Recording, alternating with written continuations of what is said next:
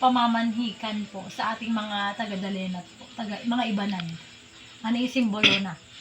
Yung simbolo na tagga, unang panahon, yung si tagga po na, mangyangay ka to sobre.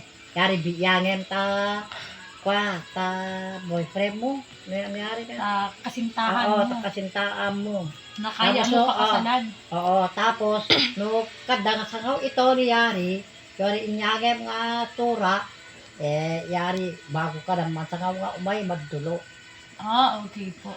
So, pagkatapos po nun, sino-sino po ang mga saksi or kailangan pumunta doon sa pagdulo?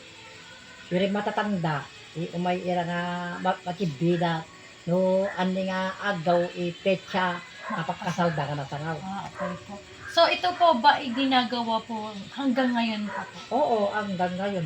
Sino-sino po yung mga kakilala niyo na parang nagdulo po ira?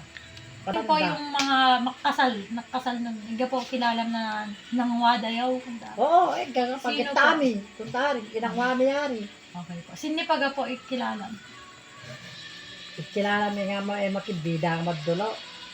Dila kay Victor, tagga, lala kay Ira. Pero dalaga na binata na ang ngayam mo, sino yari ira kilala na makakasal ira? Na parang kapadda lima na babay. Sino po? Yuri all ira nga mabay nga. Pero yung ngayon po, may kilala po ba kayo? Gitara ko rin si Bisi, ani Ino, kunatari. Si NTBC at saka si Ino, Lolo oo. Ino. Sino pa po ba? Like for example, sumama po din ako kay Kuya Dandan. Yari ira dati bibigay bago kasal la ira. Kasi ilang wada talaga pa rin yari.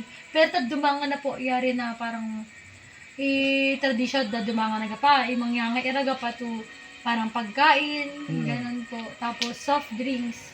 Ngayon. Pero ngayon po nalaman ko po yan na yun po yung mga gawain po nila, like nagbibigay sila ng sobre. At kapag hindi na po hindi na po bumalik yung sobre, kaya da ka. So yun po yung ano naman.